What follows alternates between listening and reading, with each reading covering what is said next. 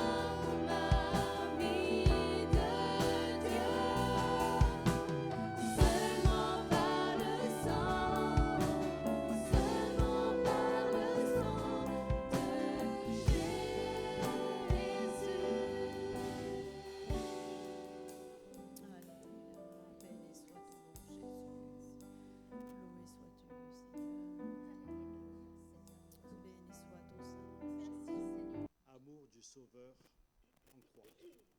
À ce grand fleuve qui passe, je m'abandonne et je crois. Ce sont des paroles magnifiques. Je me souviens la première fois où je l'ai chanté, j'étais enfant.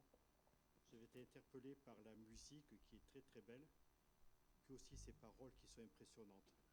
À que partout se répande ce fleuve à la grande voix. Amen. Que tout, enfin, que tout l'univers, soit au Père, bref, voilà, vous avez les paroles sous les yeux.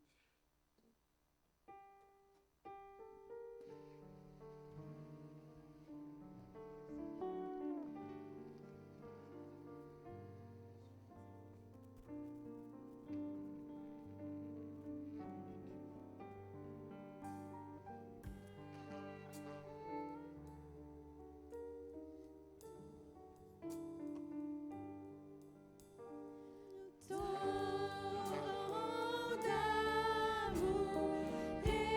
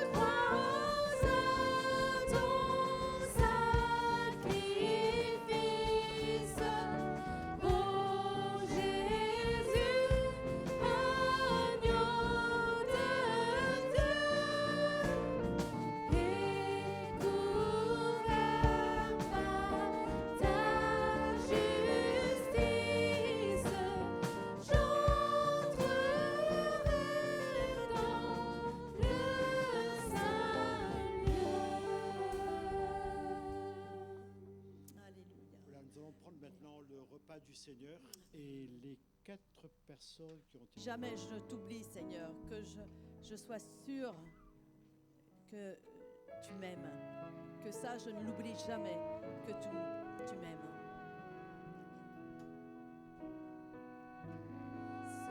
Seigneur, tu me cherches, tu me connais. Et si je t'oubliais, je sais que tu m'aimes. Ta sainte présence, elle m'environne.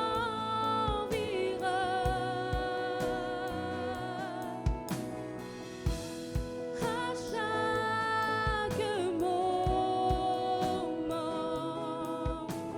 je sais que tu m'aimes. Oh, je sais que tu m'aimes.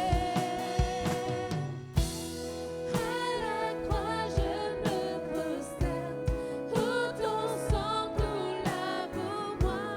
Aucun amour n'est plus grand. Tu as gagné sur la mort, ta gloire remplit les lieux très hauts. Rien ne peut nous séparer.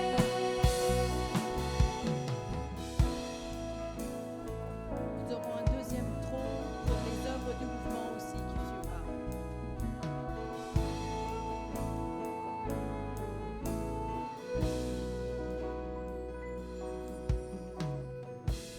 Tu marches devant moi, tu gardes mes pas, ta main me soutient. Oh, je sais que tu m'aimes. Je sais que tu m'aimes. À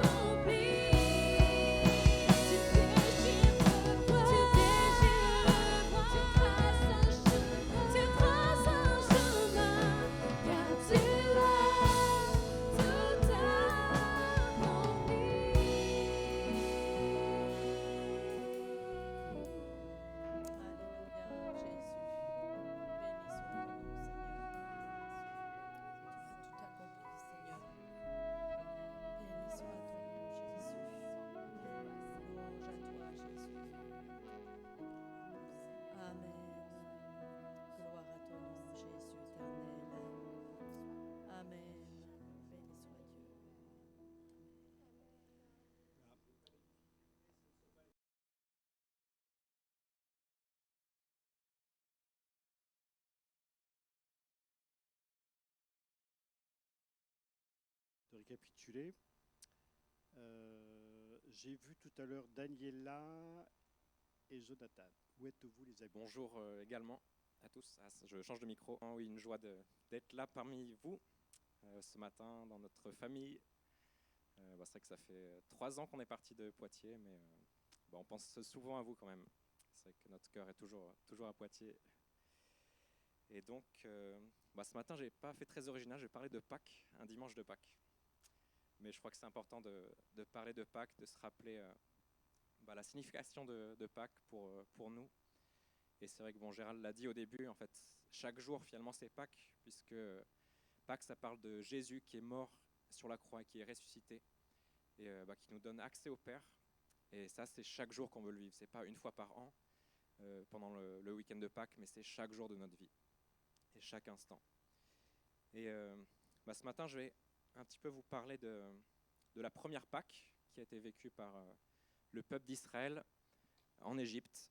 Mais quand même, ce matin, en fait, quand on chantait aussi, je réalisais, quand on chantait cette parole, j'entre dans tes portes, j'entre dans tes parvis, en fait, je réalisais que, waouh, le privilège que Dieu nous donne d'avoir accès à sa présence.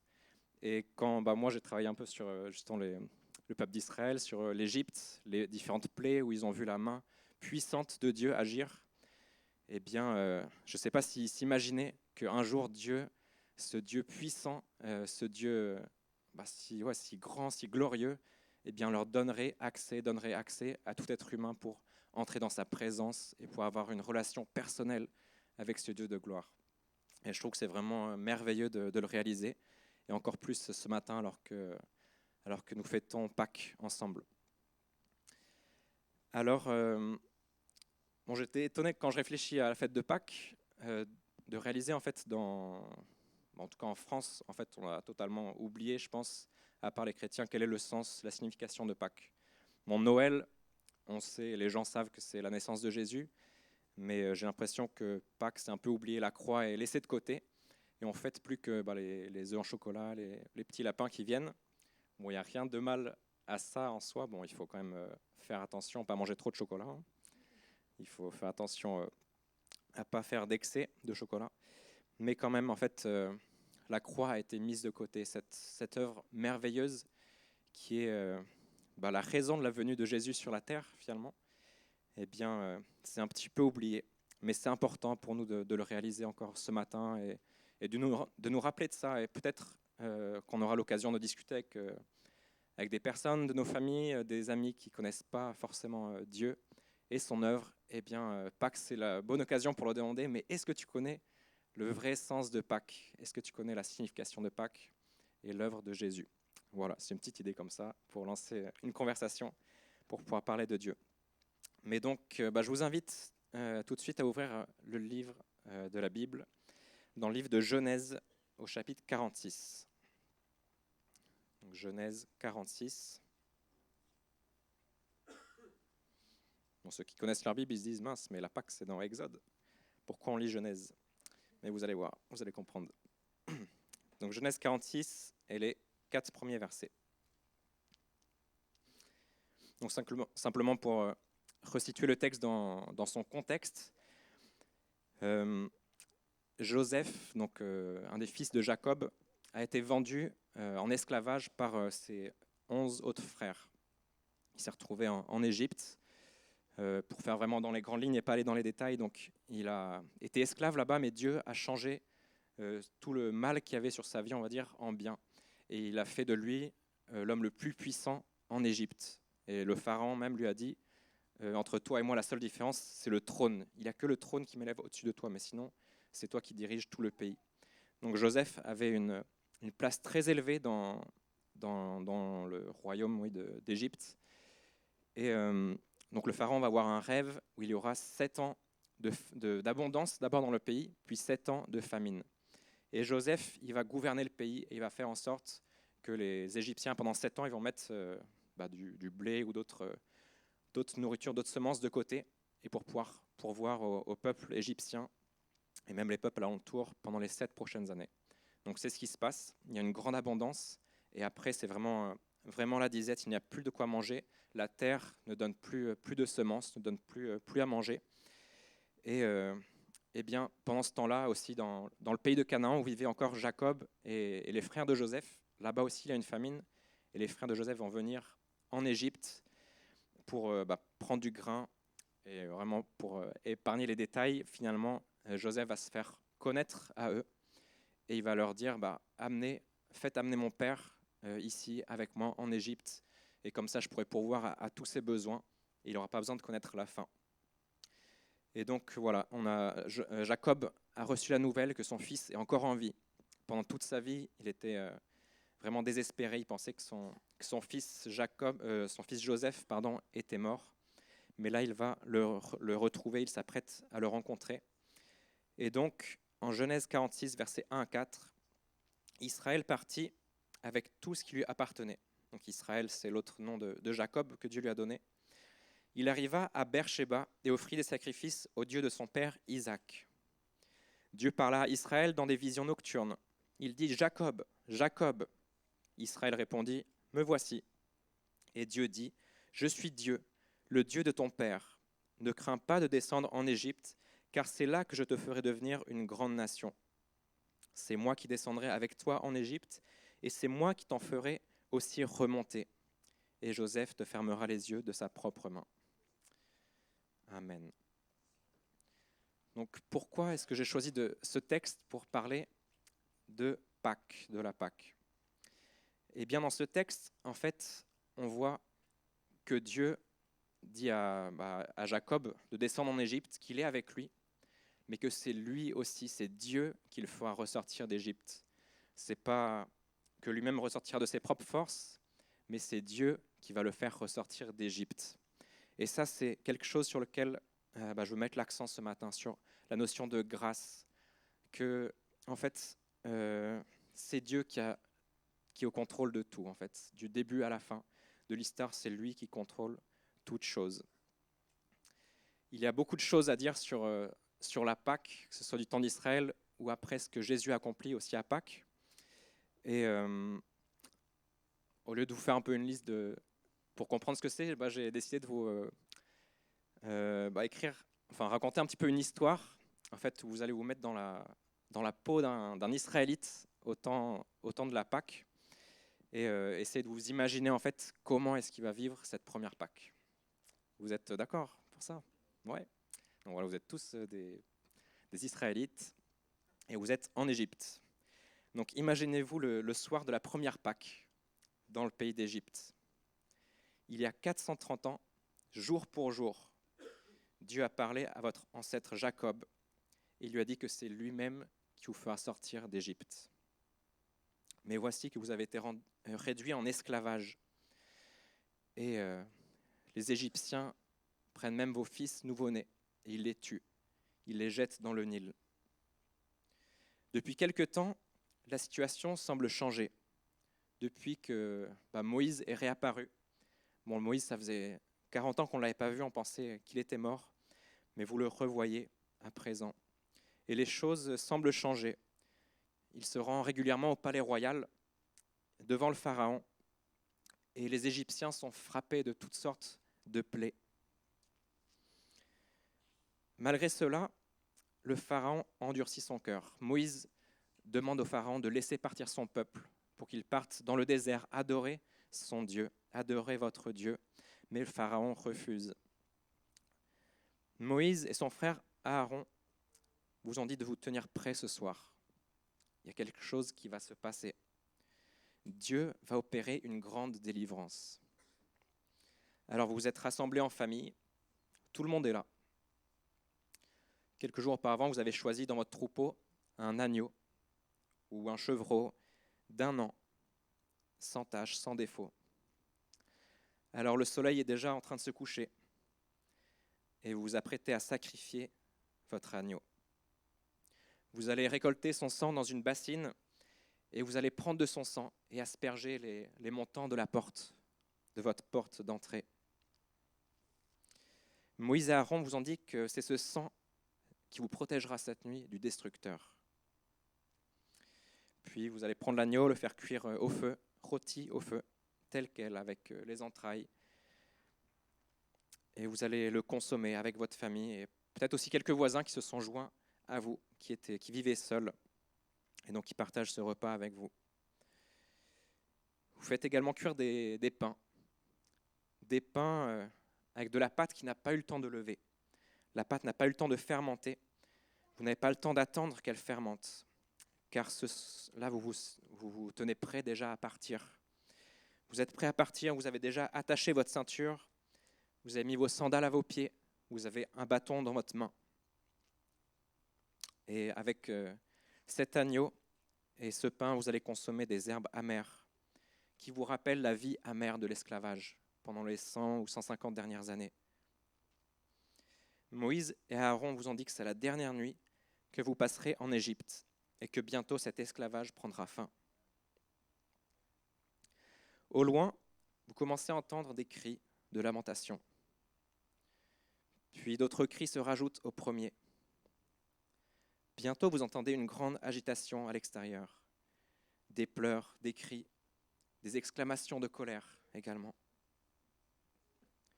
Puis il y a quelqu'un qui va frapper à votre porte. Il frappe en insistant. Il s'agit en fait d'un Égyptien qui vous dit « Sortez de l'Égypte, on ne veut plus de vous ici. » Alors vous hésitez un petit peu, vous ouvrez la porte doucement et vous voyez qu'il y a beaucoup de monde dans la rue, beaucoup d'Égyptiens. Et il y a même certaines mères qui portent leurs enfants morts. Et puis au loin, vous voyez Moïse et Aaron qui commencent à s'approcher.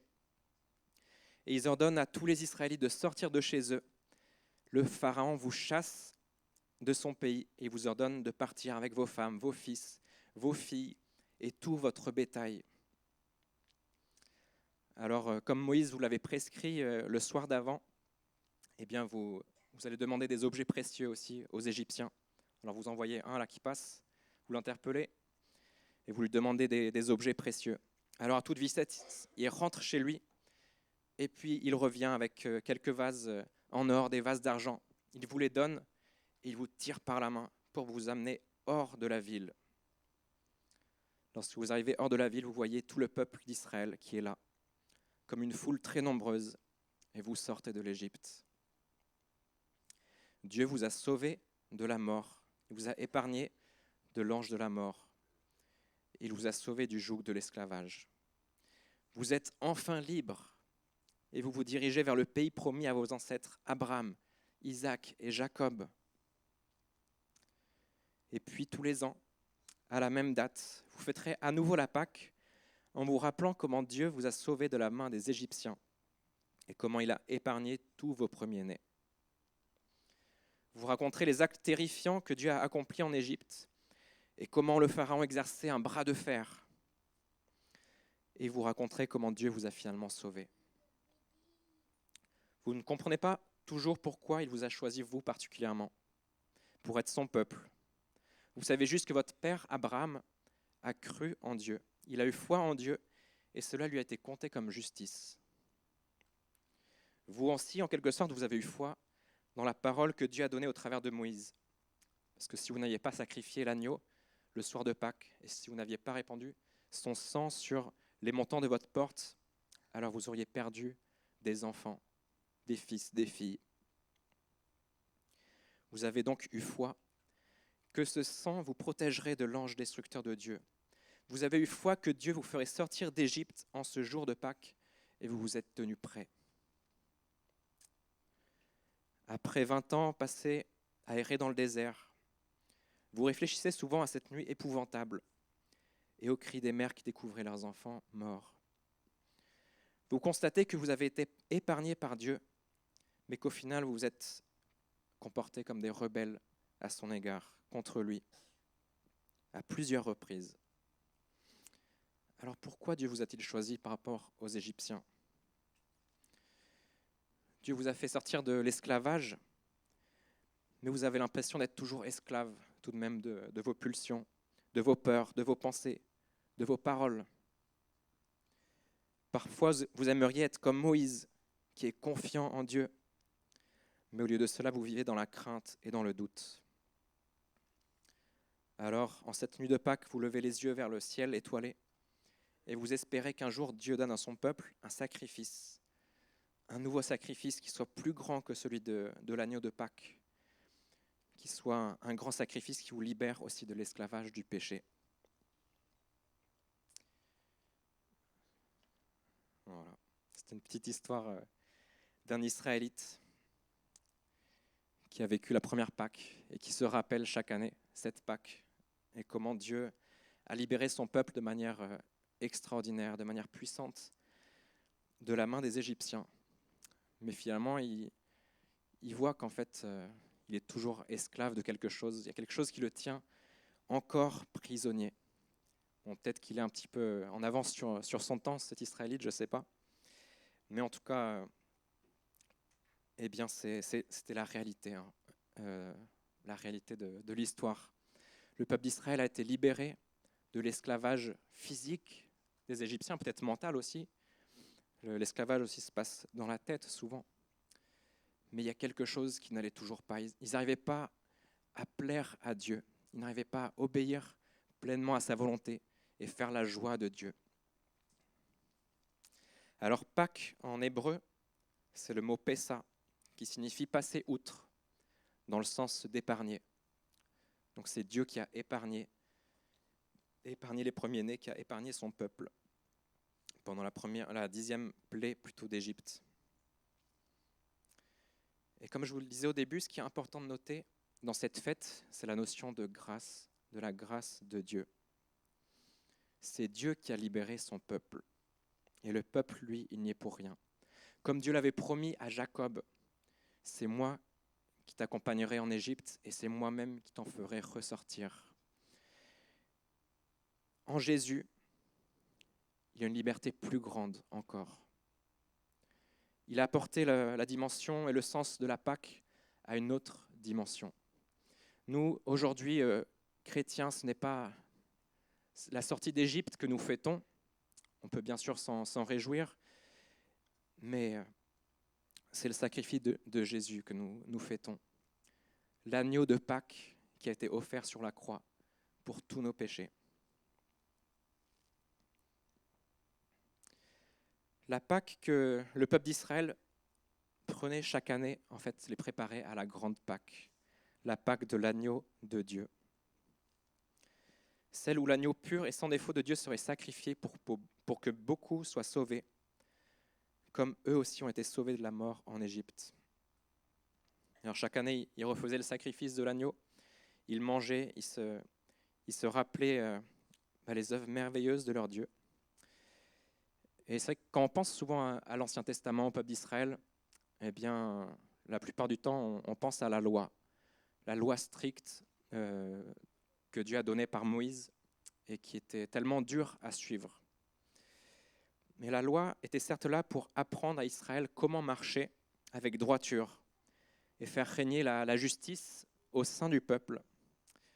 Mais à chaque fois qu'il échoue, car sa nature le tire toujours à pécher, eh bien la Pâque est là pour lui rappeler que tout dépend de Dieu et de sa miséricorde. Que finalement, même si Dieu a donné la loi, eh bien il donne aussi sa grâce pour libérer. Alors je vous invite à lire un texte dans Jean au chapitre 8, versets 31 à 36. C'est un échange entre Jésus et des pharisiens. Des pharisiens donc, qui étaient... en tout cas qui se disaient spécialistes de la loi, qui pensaient vraiment plaire à Dieu par leur comportement. Donc Jean chapitre 8, versets 31 à 36. Jésus dit alors aux Juifs qui avaient cru en lui, « Si vous demeurez dans ma parole, vous êtes vraiment mes disciples. Vous connaîtrez la vérité, et la vérité vous rendra libre. » Ils lui répondirent, « Nous sommes la descendance d'Abraham, et nous n'avons jamais été esclaves de personne. Comment dis-tu, vous deviendrez libres ?» Jésus leur répondit, « en vérité, je vous le dis, quiconque commet le péché est esclave du péché. Or, l'esclave ne demeure pas pour toujours dans la maison, le Fils y demeure pour toujours. Si donc le Fils vous rend libre, vous serez réellement libre. » Amen. Quelle parole merveilleuse de Jésus. C'est assez drôle quand même cet échange entre Jésus et les pharisiens, parce qu'ils disent on n'a jamais été esclave. Mais en fait, ils oublient que le début de l'histoire du peuple d'Israël, c'est l'esclavage en Égypte. C'est l'esclavage. Et ils fêtent la Pâque chaque année pour se rappeler qu'ils ont été sortis de l'esclavage par Dieu. Et la Pâque, c'était vraiment la fête la plus importante pour Israël. Dieu a dit, le mois de la Pâque, ça sera le premier mois de l'année. Donc lorsqu'ils fêtent la Pâque, c'est une nouvelle année. C'est comme nous quand on fête le 1er janvier. On se réjouit de la nouvelle année que Dieu nous donne et on réalise qu'aujourd'hui encore, c'est une grâce de vivre une année de plus. Parce que sinon, si Dieu n'était pas intervenu, nous serions peut-être morts déjà en Égypte. Mais donc les pharisiens, ils oublient en fait qu'ils ont été esclaves en Égypte, mais Jésus ne va pas les reprendre là-dessus. Il va plutôt les amener à une autre dimension pour leur montrer, eh bien, il y a un autre esclavage qui existe. Vous vous croyez libre, vous pensez que, en fait, vous agissez comme vous voulez par votre propre volonté, mais Jésus leur montre que non, il y a le péché qui est là, et quiconque commet le péché est esclave du péché. En fait, nous sommes tous des esclaves. Lorsque nous naissons sous la loi du péché, nous sommes esclaves du péché. Et on le voit bien, il y aurait plein d'exemples à prendre, mais prenons le mensonge par exemple. Si on prend l'habitude de mentir, eh bien, à un moment donné, en fait, on va même plus se rendre compte, mais on va mentir. Constamment, on va mentir. En fait, c'est comme un maître qui est là et qui nous tient dans ses chaînes. Et sans s'en rendre compte, en fait, on est esclave. Et le péché, c'est cela. Le péché nous rend esclaves. Et il n'y a que Jésus qui est capable de nous libérer de ce péché, de cet esclavage-là. La vraie liberté est celle qu'il y a en Jésus. Et il n'y a pas d'autre. Il n'y a pas d'autre liberté. Mais combien est grande cette liberté que Jésus nous offre. Et donc voilà, les pharisiens, eux, ils se croient en fait droits et justes. Ils ne voient pas le péché qu'il y a dans leur vie. Le péché qui les empêche finalement de s'épanouir dans la vie. Le péché qui les empêche d'aimer leur prochain et d'être heureux en fait, tout simplement, d'être dans la joie, de se réjouir avec Dieu. Ils pensent même au fond que en fait, Dieu les a choisis parce qu'ils sont bons, parce qu'ils sont justes. Mais pas du tout. Ils étaient pécheurs comme tous les hommes. Donc Jésus est venu laver nos péchés. Il est venu nous montrer que c'est encore lui qui gère la situation aujourd'hui. Il est venu nous montrer que sans lui, nous ne sommes rien. Notre justice n'est pas plus élevée que celle des autres. Cet Israélite dans le désert, quand il réfléchissait à sa vie, il a vu, non, je ne suis pas meilleur que les autres au final. Peut-être qu'au début, j'avais une grande estime de moi, puisque oui, c'est quand même le Dieu puissant, le Dieu créateur de l'univers qui nous a choisis. Mais au fil des ans, je me rends compte, non, je ne suis pas meilleur que les autres au final. Mais j'ai besoin de la grâce de Dieu. Et c'est la même chose pour chacun de nous. Réalisons que nous avons besoin de la grâce de Dieu chaque jour. Ne nous reposons pas sur nos lauriers pour nous dire que ça y est, là j'ai atteint un niveau suffisant, je peux me reposer. Non, vraiment, on veut bénéficier de la grâce de Jésus chaque jour. Et vraiment, ça doit être notre prière le matin quand on se lève. Seigneur, je veux vivre par ta grâce aujourd'hui. Je veux réaliser que tout n'est possible que par toi, Seigneur. Et en toi, je suis libre, Jésus. Donc Jésus a été l'agneau de Dieu, le Fils unique, le premier-né de Dieu. Comme Dieu, lui aussi, il a épargné les premiers-nés de tous les Israélites, eh bien lui, il a envoyé son premier-né à lui, Jésus-Christ. Donc Jésus est l'agneau ultime de Pâques. Et d'ailleurs, en faisant un petit peu des recherches aussi sur le sens de Pâques pour le peuple juif aujourd'hui, eh bien, j'ai appris en fait qu'il y a eu un décret. Le temple de Jérusalem en fait a été détruit au IIe siècle, et depuis ce jour, il y a eu un décret. Et à Pâques, les Juifs fêtent toujours Pâques aujourd'hui, mais ils ne sacrifient plus d'agneaux en fait chez eux. Pourtant, c'est étonnant, c'est le seul sacrifice qui avait lieu hors du temple. Chacun le faisait chez soi, mais aujourd'hui, il n'y a plus aucun agneau qui est sacrifié. Et c'est comme si, en fait, sans le savoir, eux aussi témoignent que Jésus était bien le dernier sacrifice de Pâques et que depuis ce jour, eh bien, il n'est plus nécessaire d'offrir aucun autre sacrifice parce que Jésus a tout accompli. Alors celui qui croit au nom de Jésus sera sauvé. Celui qui croit en Jésus se couvre de son sang. La Pâque nous parle aussi du jugement final, du jugement de la fin des temps. Lorsque, au jour du jugement, les morts ressusciteront et seront jugés par Dieu. C'est écrit dans l'Apocalypse, il y a le jugement dernier au chapitre 20. Les œuvres de chacun seront dévoilées aux yeux de tous. Elles seront pesées par Dieu. Et ceux qui auront leur nom inscrit dans le livre de vie, donc ceux qui ont été couverts par le sang de l'agneau, eh bien ils hériteront de la vie éternelle et du royaume qui est à venir auprès de Dieu. Un royaume merveilleux. Et donc comme le jour de la Pâque, eh bien l'ange de Dieu sera là et il regardera chacun des hommes. Et il verra que certains eh bien, auront été lavés par le sang de l'agneau. Nous, les chrétiens nés de nouveau, qui sommes rachetés par Jésus, eh bien, c'est comme si nous aurons une marque du sang de Jésus sur le front. Et l'ange nous reconnaîtra et il passera outre. Il nous dépassera, il nous épargnera de la mort.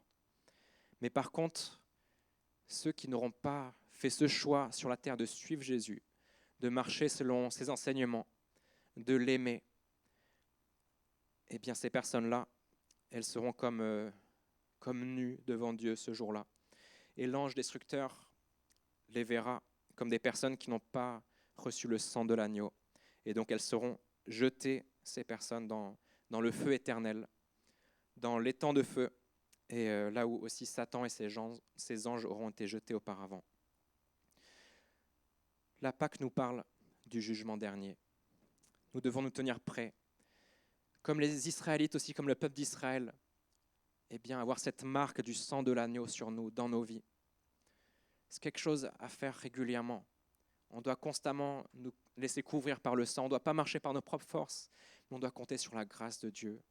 Nous savons que rien n'est possible sinon par le sang de Jésus, comme on l'a chanté ce matin. C'est le sang de Jésus qui nous fait vivre. C'est sa vie qui nous donne la vie. Alors, voilà, nous sommes ce peuple racheté, ce peuple épargné. Nous ne le méritons pas plus qu'aucun autre, mais sauf que par la foi, nous pouvons vivre aujourd'hui.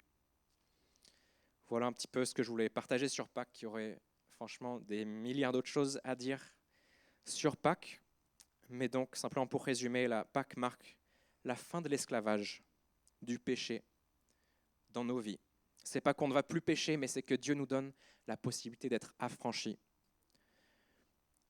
Pâques, c'est la victoire de Jésus sur la mort. Jésus est mort sur la croix, mais Dieu l'a ressuscité parce qu'il l'a trouvé juste. Le seul qui pouvait nous laver et nous sauver, c'est Jésus-Christ. Il l'a fait par amour pour nous. Donc Pâques, c'est la victoire de Jésus sur la mort. Là, je vous donne des idées de réponse lorsque vous demanderez à quelqu'un qu'est-ce que ça veut dire Pâques. Pâques, c'est la victoire de Jésus sur la mort. Pâques, c'est une invitation aussi à dépendre que de Dieu, de le laisser gérer notre vie. Et Pâques, c'est aussi l'annonce du jour du jugement et du jour aussi de l'héritage céleste, lorsque les élus seront pris et ils seront placés à côté, sous le trône de l'agneau, sous le trône de Dieu. Amen. Bien, je vais prier pour terminer. Eh bien, simplement qu'on se réjouisse en ce temps de Pâques, de l'œuvre de Jésus sur la croix. Seigneur, on te dit merci. Tu as été l'agneau de Pâques, le sacrifice parfait sur la croix, Jésus. Tu as d'abord libéré le peuple d'Israël, Seigneur, de l'esclavage d'Égypte. Et ça, déjà, c'était une œuvre merveilleuse, Seigneur. Mais Jésus, il y avait ce péché qui était toujours là, dans le cœur humain. Et tu nous as donné Jésus, Seigneur. Merci de nous permettre d'être tes enfants aujourd'hui. Nous voulons, Seigneur, porter la marque de ton sang sur le front, Seigneur. Être des enfants légitimes, pas des esclaves, mais des enfants légitimes qui demeurent dans ta maison, Seigneur. Ô Jésus, chaque jour, nous nous réjouissons parce que tu es venu, parce que tu nous aimes, parce que tu nous permets, Jésus, de vivre une abondance, la vie en abondance, Seigneur Jésus. Pas la vie dans la détresse, Seigneur Jésus, mais la vie dans la joie, Seigneur, car tu nous as rachetés, Seigneur. Et ton salut est merveilleux, Seigneur Jésus. Et je te recommande chacune de nos vies, Seigneur, qu'aujourd'hui ton sang encore coule sur nos vies, Seigneur, que nos péchés soient lavés, Seigneur Jésus, que, Seigneur, nos mauvaises habitudes soient lavées, Jésus, que nous puissions avoir un nouvel élan aussi pour te suivre, te servir, juste par la reconnaissance, Seigneur, de ce que toi, tu as fait sur la croix, Jésus. Merci, Seigneur. Merci d'être notre Dieu. Nous voulons être ton peuple. Nous voulons être tes enfants, Seigneur. Gloire à toi, notre Dieu. Amen. Novembre 2021 ou 2022, non, je ne sais plus. 21 ? Ouais, c'est ça, c'était 2021. Ouais, ça fait longtemps, ouais. Et du coup, voilà, je commençais... je sais pas, ouais, je dis quelques mots d'abord pour ceux qui ne connaissent pas peut-être. Donc Agape France, simplement, c'est une association évangélique qui a pour but de partager l'évangile en France. Donc c'est une association qui n'est pas rattachée à une église en particulier, mais l'idée c'est de travailler plutôt avec les chrétiens, avec les églises. Donc il y a plusieurs sous-associations à Agape France. Donc je pense par exemple à Sport et Foi, Agape Art, Agape Campus. Donc en fait l'idée c'est d'aller un petit peu dans toutes les sphères de la société, là où trouver les gens en fait pour pouvoir leur partager ce merveilleux cadeau que Jésus nous a fait, partager l'évangile. Voilà, donc c'est réparti un peu dans toute la France. Donc nous on est à Rennes, là-bas c'est surtout le pôle digital, donc tout ce qui est technologie, site internet, et aussi création digitale, graphisme, vidéo, ça qui est plutôt ma partie à moi. Donc voilà, donc dans ce travail, ce ministère un petit peu que je fais pour Agape France, l'idée c'est d'être en aide aux autres missionnaires par rapport à leurs besoins en communication, pour des brochures, des affiches, des petits clips vidéo. Voilà, en fait pour les accompagner, pour pouvoir mieux accomplir encore leur ministère et se concentrer aussi sur les choses plus essentielles, on va dire.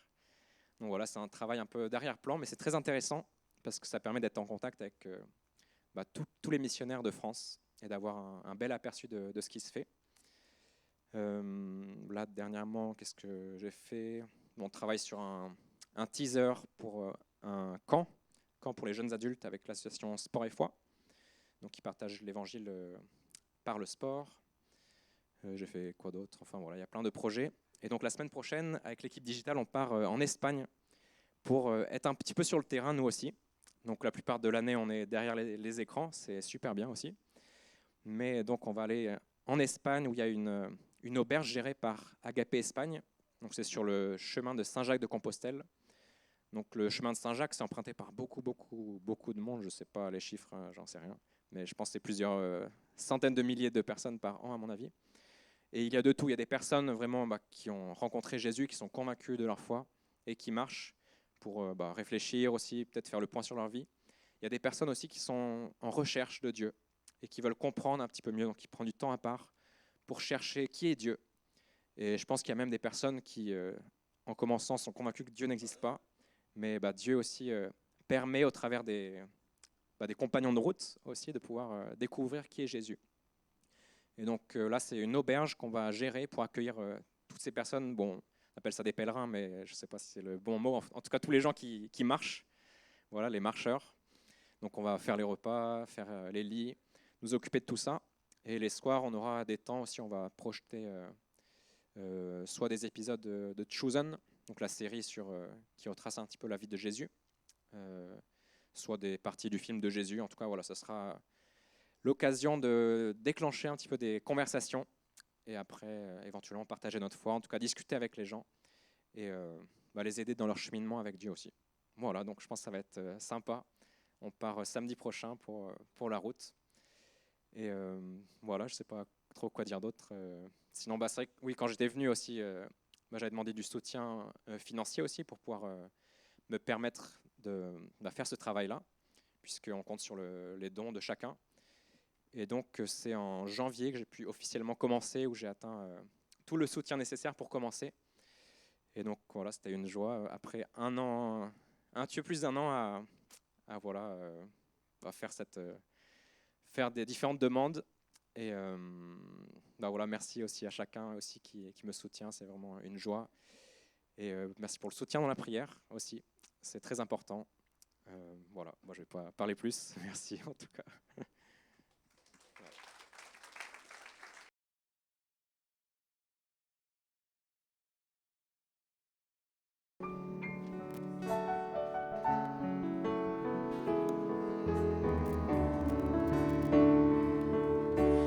Me voici, humble devant ta majesté.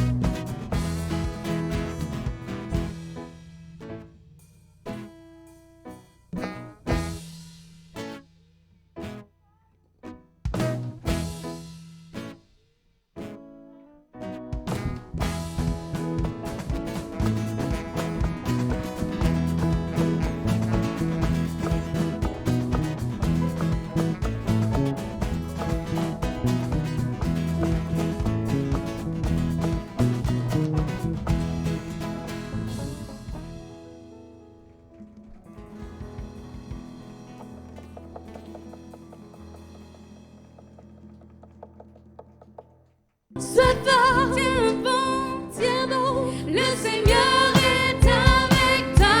Oh, sois fort, tiens bon, le Seigneur est avec toi.